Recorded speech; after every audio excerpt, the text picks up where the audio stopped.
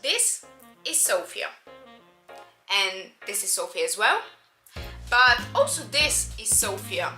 And even though it's very easy to put Sofia and overall Bulgaria into a box and to say that it's a typical Eastern European city, the truth is Sofia is a little bit different because in its history, which is more than 2000 years, it has been occupied by Romans, Greeks, Ottomans, and it has also been part of the Soviet Union.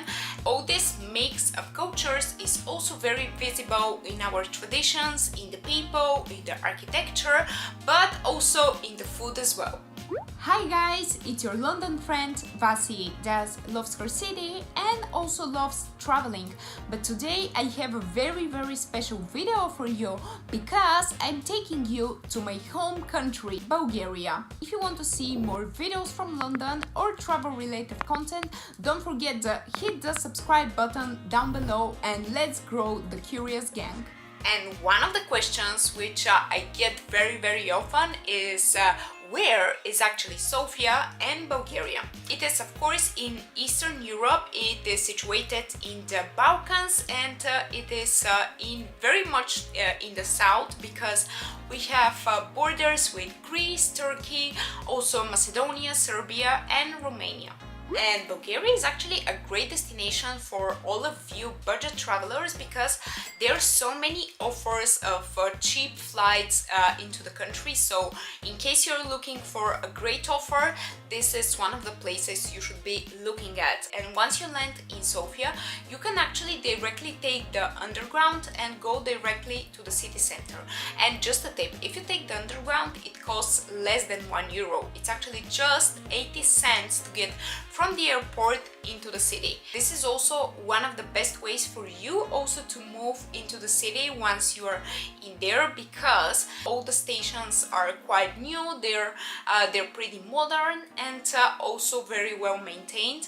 And if you're a tourist, and I mean most probably you don't speak Bulgarian, then this is the only public transport I suggest you using because it is the only place where you will hear English. If you actually prefer taking a taxi because we don't have Uber in Bulgaria, then I suggest you downloading the app of Yellow Taxi because this is like the only way in which you're sure you won't be scammed once you're in the city. Oh, and something which I still haven't mentioned is that the currency that we have is called lev, and 1 lev is equivalent to 50 cents.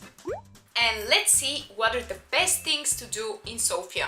Well, you guys, if you Google this, you will see like tons of churches popping up onto your homepage. But if you're not so much into visiting churches, I still suggest you visiting one for sure, and this is the Alexander Nevsky Cathedral because it's like the symbol of Sofia but also kind of the symbol of Bulgaria, and it is the second biggest Orthodox church in the Balkans, and it was built after our independence from the Ottoman Empire, and it is built in honor of all the 200,000 Russian soldiers that helped in the Russo-Turkish War.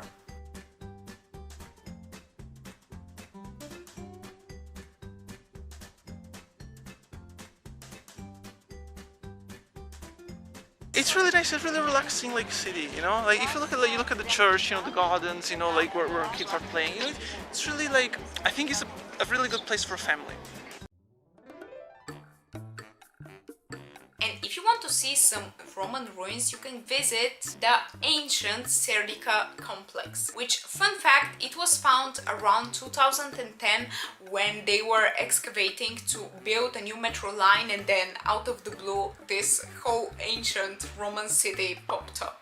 And something which I love about Sofia is that it has a lot of natural springs all around, and they have been attracting all types of visitors ever since medieval times, and this is the reason why also the Ottomans have built in hamam and like their typical Turkish baths in the city. If you're wondering what are these people doing, they're actually filling up lots of bottles with natural spring water, which is there, and you can take it for free, and it's literally like the one that you can buy from the supermarket. And you guys, when I was giving tours around Sofia, one of the things of which visitors were very surprised about is that we have in the city, of course, Orthodox churches. There is also a working mosque and also a working synagogue. And the most famous building which is left still from communist times, it is this one, which is the former communist party house. But if you're wondering how does more of a regular building left from the communist times looks like, it looks more like this. Yeah, it doesn't really have the same shine to it, does it?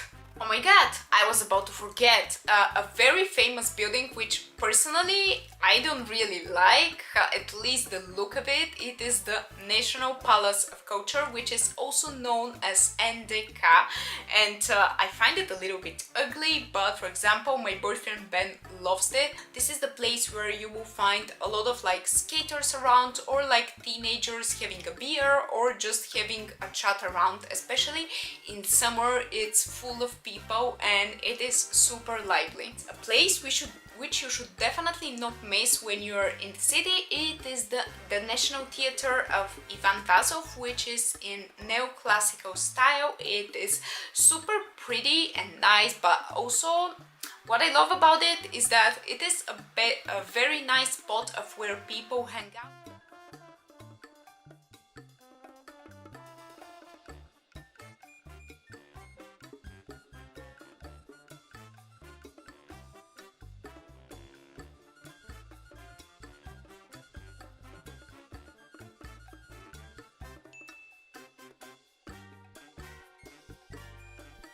So cute. It's actually full of graffitis all around the city. I don't know if you have realized it. Some of them were made just from people from self-expression, but others like this one are actually part of the store and of the urban development. So of course people were paid to do it, but if you look around all around the city you will see many of them.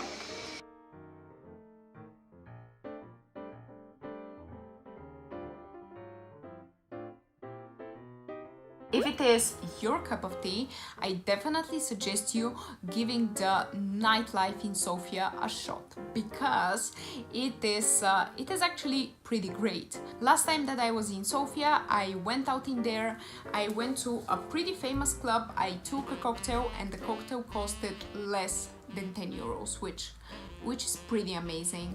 And now let's talk about food in Bulgaria. Well, Bulgarian cuisine might not be as famous as the Italian cuisine or the French one, but I have to say it is still pretty delicious, and something of which personally I'm very proud of is that we have great produce, especially the fresh fruit and veggies in summer. Vasi gave me 20 seconds to talk about what I think about Bulgarian food. So first of all, I love it. It's full of super yummy dairy products, especially cheese. It's really tasty.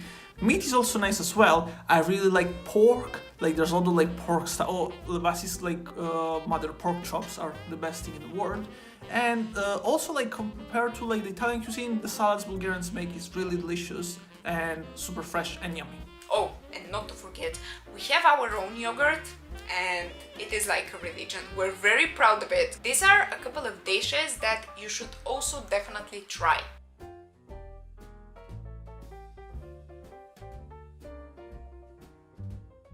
Let me just tell you that if you go to a restaurant in Bulgaria, well, of course we have our traditional restaurants which offer very typical food, but personally I find them a little bit boring, because this is quite the food that my mom would cook for me. So when I go out, I usually prefer going to a little bit more modern places, which usually take typical, I don't know, Italian, French dishes or American ones, and they kind of put a Bulgarian twist into them, and it's pretty delicious, I have to say. Here we have this brunch, and this thing is smoked salmon. We have 2 poached eggs, It looks and really like delicious. side salad. How is yours? Oh my god, it looks fantastic. Look at that, there's so much food. Oh, okay, yeah, so this is the beef. And With eggs and like melted cheese. no, that's not cheese, it's a sauce. It's a sauce. No, I think there was cheese as well. Like Oh, melted okay. Gouda. Yeah. And a side salad, always. And there's like quite a lot of salmon as well. Like the ratio of salmon to bread, it's like of my taste. There is also this sauce in here. How is it? It's delicious. And after that we got these pancakes, which were like literally this type of mix of like Bulgarian food with international one. So here are the pancakes with like tons of jam. I feel like this is mascarpone. Oh my god, there's so much jam. Wait.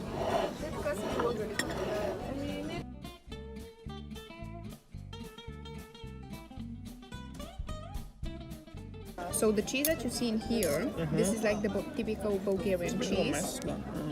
Whereas I think the one that is on top, it's more of a mascarpone, I think, if I'm not wrong. And now let's talk about money. Well, one of the best things about Bulgaria is that it is pretty cheap, let's be honest. Well, not too cheap, but at the same time, if you're coming from like Western Europe or the UK, then the chances are prices there will be pretty low. For example, if you go to a hotel, the average night it will be around 40 euros per night, but if you decide to spend just like 10 or 20 euros more, then you can actually afford a 5-star hotel, which, come on, I don't think there are many other European countries where you can do that. And talking about food, well, street food, it is very cheap and you can get a meal for just like 1 or 2 euros per person. If you decide to go to a restaurant, then per person it will be around 10 euros. Unless you decide to go like up to a very high-end restaurant, then be up to like 25 euros per person. You guys, if you're enjoying this content and you want to see more videos from London or travel related content, don't forget to hit the subscribe button down below because it really helps me out. Love you all. Bye.